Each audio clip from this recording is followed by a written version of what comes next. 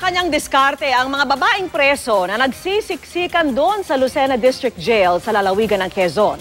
Pero sa gitna ng kanilang kalbaryo, ang ilan sa kanila sa kulungan nakatagpo ng bagong pag-ibig. At yan po ang tinutukan ni Emil Sumangil, exclusive. Good morning, family!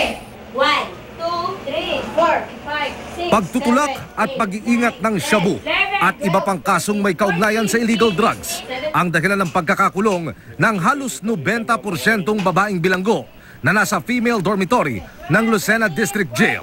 Ang istruktura ng bilangguan ay dinisenyo lamang para sa 100 inmate, pero pilit na pinagkakasya ngayon dito ang nasa 172.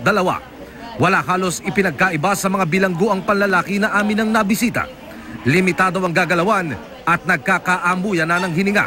At sa paghiga, ang katawan at mga binti ay dapat nakaunat at normal na ang magkakiskisa ng balat. Magkakasakit nga kami sa bato kasi ayaw na nila umalis sa pwesto. Pagbalik nila, wala na silang pwesto. Ganun. Ayaw nilang umihi kasi baka mamaya wala na silang pwesto.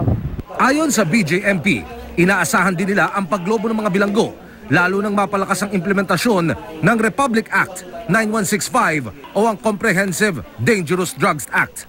Pero dahil hindi sapat ang pondo, ang expansion plan para sa prison facility, sa paglalagay muna ng mga double-deck na kama pinagkakasya. May livelihood project dito para mailayo sa pagkabagot ang mga bilanggo. Pero ang ilan sa mga babaeng inmates, gaya ni Stella, na nakulong dahil sa kasong parricide matapos na madiin sa pagpatay sa kanyang asawa, dito sa kulungan, muling tumibok ang puso at nakita ang kapareha sa hanay ng mga bilanggong lalaki na nakapit naman sa kaharapang male dormitory. May 20 metro ang layo. Kumain ka na ba? Sa senyasan lang na ipadarama ng nagkaibigang mga preso ang kanilang mga mensahe at emosyon. Musta hearing mo? Wag ka na magalit. Love you. Pag-iibigang sana raw ay magpatuloy sa sandaling sila'y kapwa-laya na. Mula dito sa Lucena City, Emil Sumangil, nakatutok 24 oras.